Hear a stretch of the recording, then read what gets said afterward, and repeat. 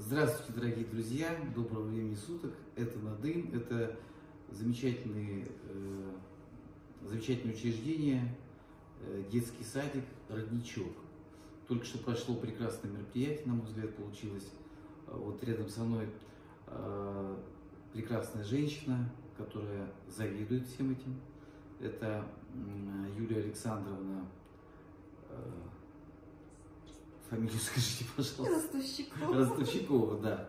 И представьте мне, пожалуйста, этого замечательного человека. Сергей Владимирович Попов – это наш коллега, который помогает нам во всех очень сложных моментах, которые касаются вопросы взаимодействия, работы с людьми, у которых есть нюансы здоровья. Но более подробно он, наверное, сам себя представит. Да, представьте, Сергей, пожалуйста. Хорошо. Сергей Владимирович Попов, как уже меня назвали, являюсь действующим председателем Надымской местной общественной организации инвалидов созидания. Возглавляю ее 10 лет. Занимаюсь основное, так скажем, направление деятельности – это доступная среда для инвалидов, в первую очередь. Ну и там остальные сопутствующие вещи. Я сейчас хотел бы Юлии Александровне задать такой вопрос. Вот этот садик, да, он особенный, и здесь работают воспитатели, которые чувствуется, что, я уже это увидел, скажем так, что которые вкладывают душу в этих детей. Бывают сложные ситуации, бывают разные ситуации, но тем не менее, расскажите, пожалуйста, вкратце, как вы стали руководителем, да, вот заведующий, и как сегодня развивается это учреждение? Мы с вами сегодня находимся во втором корпусе детского сада «Родничок». Он изначально задумывался как дошкольно-образовательное учреждение, где будут созданы условия для ребятишек, у которых есть нюансы в развитии здоровья. На сегодня здесь функционирует порядка 4 групп, в которые ходят детки, у которых нет проблем со здоровьем, и есть детки, у которых есть ограниченная возможность здоровья, нозологии разные, есть и тяжелое нарушение речи, есть и задержка психического развития, есть и с умственной отсталостью, есть детки с расстройством аутического спектра.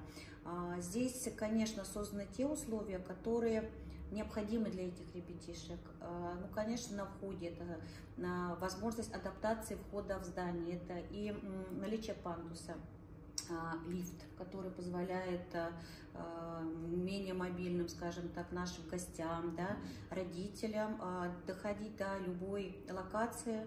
Ну и, конечно, однозначно здесь самая интересная история – это развивающая наша локация. Весь 3-й этаж полностью направлен на разные творческие моменты. Вот мы сейчас с вами находимся в театральной студии, за нами буквально сцена.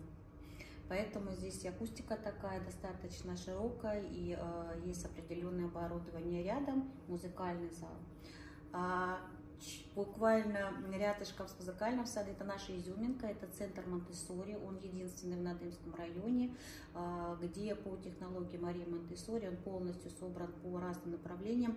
Там занимаются как детки с ограниченной возможностью здоровья, особенно любят дети с ментальными нарушениями, им там очень комфортно и нам очень удобно. Далее по 3-му этажу это, конечно, спортивный зал.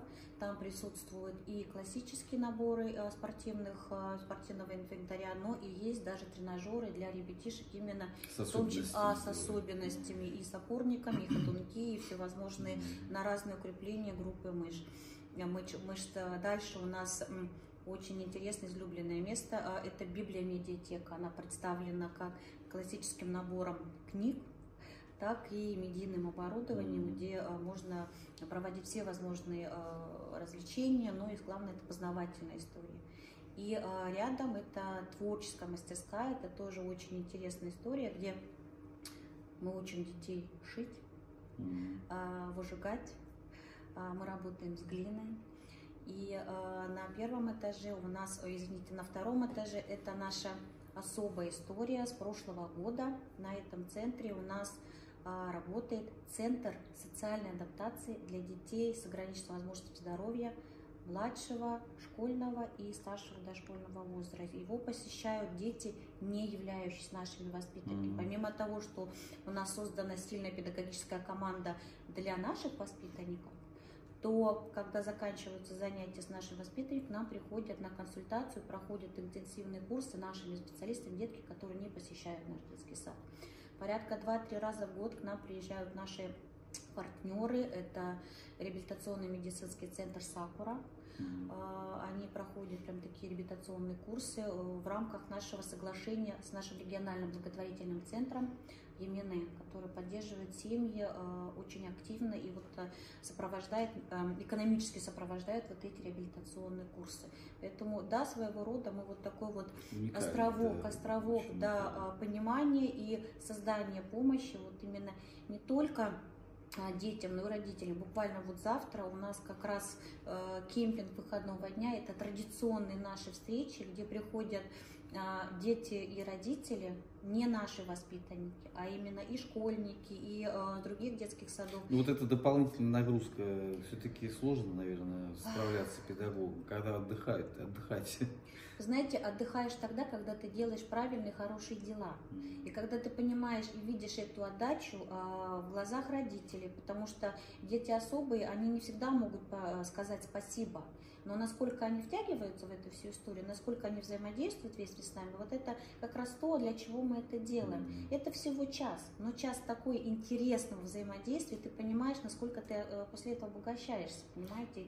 И этот час, который выходной, ты отдаешь туда, куда должно отдаваться, в любовь, в свое внимание и профессионализм. Они получают это, но они даже когда в сад приходят, они вспоминают, когда они были маленькие. Это тоже есть своя, знаете, такая вот ностальгия. Конечно. А вот как-то в общих чертах так. И вот мне понравилось, что вот общество инвалидов в лице Сергея, что продолжается история того, что Сергей занялся предпринимательской деятельностью, дает оценку разным учреждениям, да, в том числе и помог и вашему садику. Вот, Сергей, расскажите, пожалуйста, об этом более подробно. Ну, это основное, так скажем, направление моей деятельности в рамках предпринимательства. Да.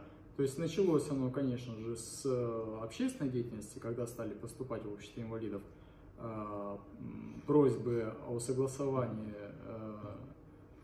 здания, его состояния доступности, а в дальнейшем это все переросло в предпринимательскую деятельность, когда я уже предлагал услуги по оформлению документов. То есть сначала обследование непосредственно здания, и затем оформление документов о состоянии доступности, о его состоянии доступности. Вот. Ну, у меня есть сайт, он так и звучит, паспортдоступности.рф.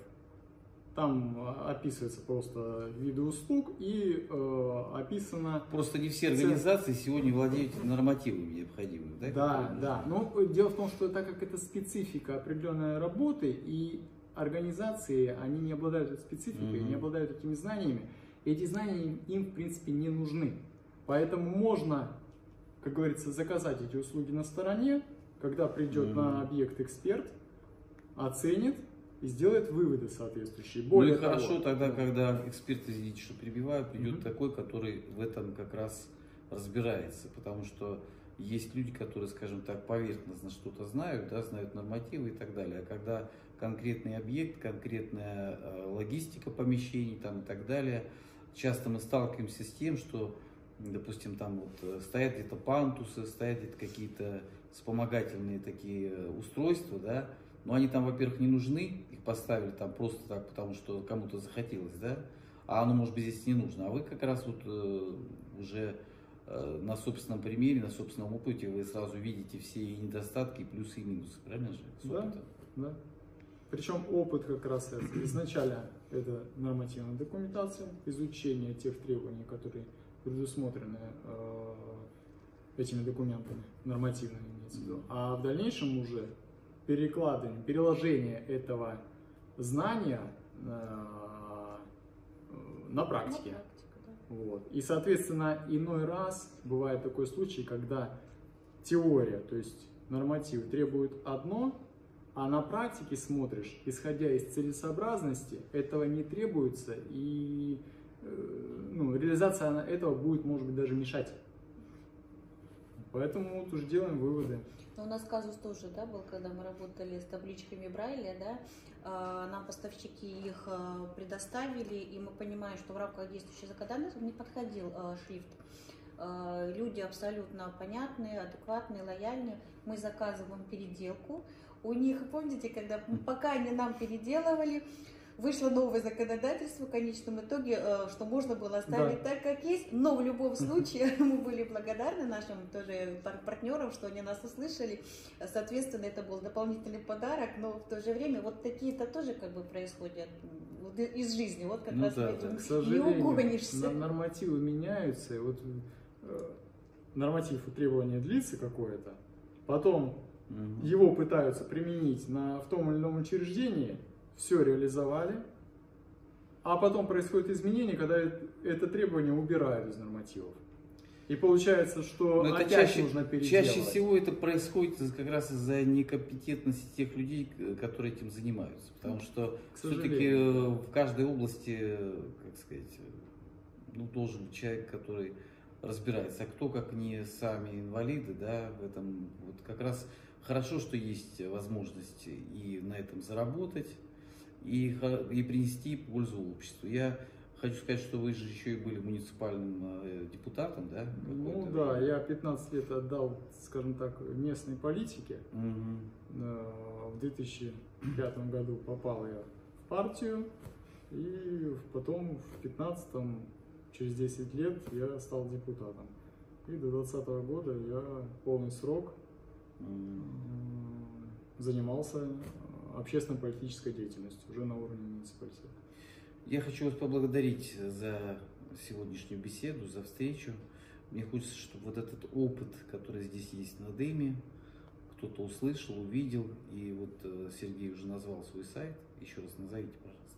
Паспортдоступности.рф. Да, там это чисто вот коммерческий, скажем так. Ну, конечно, конечно. Поэтому, если у кого-то возникают вопросы здесь неподалеку или еще где-то, обращайтесь, это человек проверенный. А вам хочу сказать спасибо огромное за то, что меня пригласили, за то, что сегодня прошло такое мероприятие. Хочется пожелать, чтобы это учреждение в дальнейшем развивалось. И самое главное, вот, чтобы побольше таких уже, знаете, с возрастом благодарных и устроенных, и, как сказать, нашедших себя в жизни ребятишек, да, потому что очень-очень важно то, что вы делаете. Спасибо за сегодняшнюю встречу. Сегодня присутствовала наша выпускница с мамой, поэтому очень самодостаточная девочка, творчески развивается. Ну а просто в поддержание скажу, что в декабре наша практика, вот, которую я озвучила, центр наш, был представлен на Совете глав по Ямалу, и в рамках муниципальной практики по взаимодействию с социальными партнерами, да, в том числе благотворительным форумом, и с больницей, и с другими клубами, некоммерческими организациями. И после нашего представления, вот этой истории, которую я вам проговорила, да, вот, после этого порядка еще в 2 муниципалитетах по нашему принципу вот, взаимодействия запустили еще такие центры. Поэтому мы тоже занимаемся популяризацией. И у нас на сайте всегда есть возможность познакомиться с нашей работой, получить консультацию наших специалистов. Поэтому при поддержке нашей администрации, чего же греха таить, молодцы, конечно, тут. По крайней мере, нам грех обижаться, денежные средства выделяются, потрясающее оборудование сейчас можно заказать, только одна комната совы чего стоит. Это вот такой многофункциональный комплекс, где могут заниматься ребятишки с разными расстройствами, и от опорно-двигательного аппарата до ментальных каких-то осложнений. Поэтому поддерживают, развивают, и когда есть понимание политическое, да, и понимание экономическое, потому что в любом случае у нас задача одна — социализировать ребенка и в дальнейшем дать ему возможность жить в обществе самостоятельно, насколько это возможно. Начинать, конечно, с детского сада. Спасибо, Юлия Александровна, большое. Спасибо, Сергей. Спасибо. И до новых встреч. Всем всего доброго. До свидания. Всего доброго.